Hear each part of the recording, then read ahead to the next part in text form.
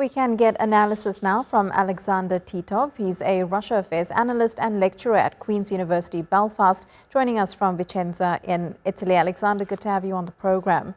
How much of a difference do you think Witkoff's current visit is going to make in terms of moving the needle forward to some sort of a ceasefire or truce in the near future?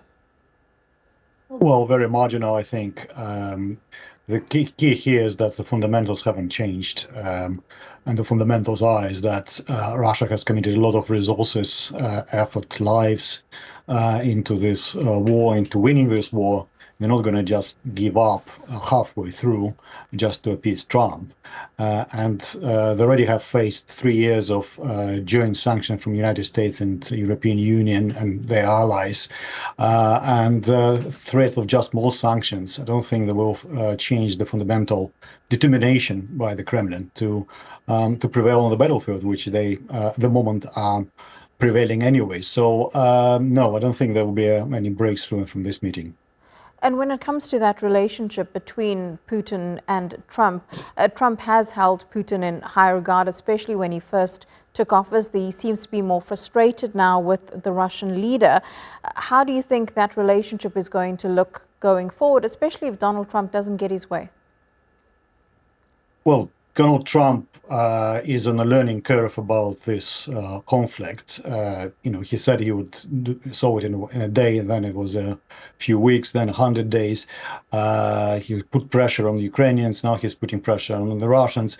I think what we have here is that all sides are finding out empirically the limits to the kind of power, how to shape this conflict. And Trump, on the back of this very successful tariffs threats to his allies, who called in and delivered on a plate whatever he asked them to, thinks that he can continue this with everybody else. But I think this is not going to work with Russia because, as I already said, they already committed so much effort, money, lives to winning the war that the threats of more sanctions from a temperamental Trump is not going to change it. So I think there is a kind of a lot of pressure from domestically as well from Trump to use this power. He has the taste for using tariffs as to solve international problems. So I think he'll have to try and see if it will work on Russia and India and others, but I don't think this will change anything fundamentally. This war will be won on the battlefield. Sanctions not going to change that.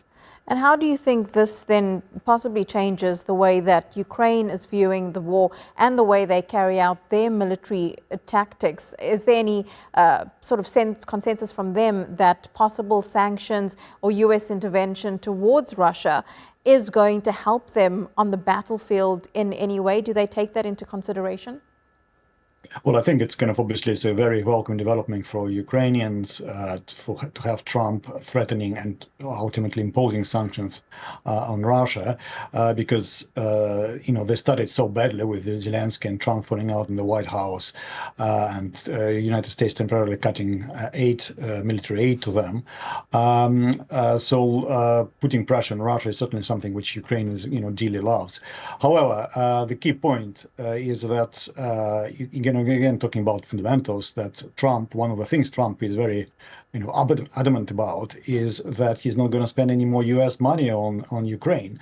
So yes, you have sanctions which are very, murky area and things what Trump thinks they can do and what they actually can do in real life might be different things. But what was really is going to make a big difference is that United States are not going to spend its own money on the war anymore, and that will ultimately mean that Ukraine already suffering from manpower shortages and the lack of strategic opportunities to change the war course against its favor. We also have to contend with lesser resources because European Union is simply not going to be able to match United States aid, which is not going to be coming new one from Trump. So good stuff for sanctions, but ultimately Ukraine is there's no way for kind of path to victory for it at the moment, and that doesn't change it, and sanctions don't change that. Alexander Titov, great to get your analysis. Thank you so much. Thank you.